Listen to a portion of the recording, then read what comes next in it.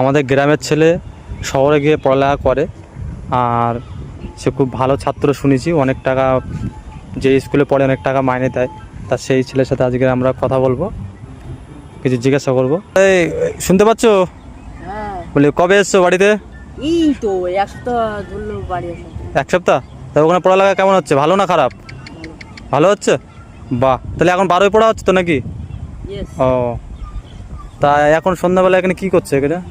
এই শহরের দিকে ভালো লাগছে না বলে বাড়ির দিকে আসলাম, জঙ্গলপাড়ের দিকে বসে আসলাম, হাওয়া খাচ্ছি।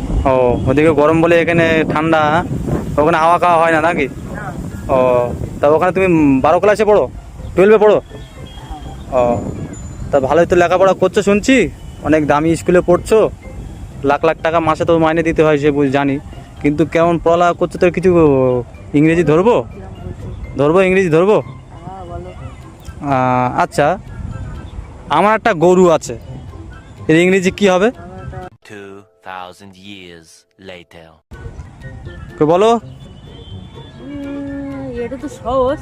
হুম, তা কি হবে? I am the cow. I am the cow, মানে আমার একটা গরু আছে। ও, আর তুমি ভুল বলতেছো, এটা বইরাম হবে না তো। বললো শহরে আর গ্রামের পড়াশুনো। ও আচ্ছা আচ্ছা আচ্ছা, তা তুমি যেটা বলতে তাহলে সেটাই সঠিক। হ্যাঁ। ও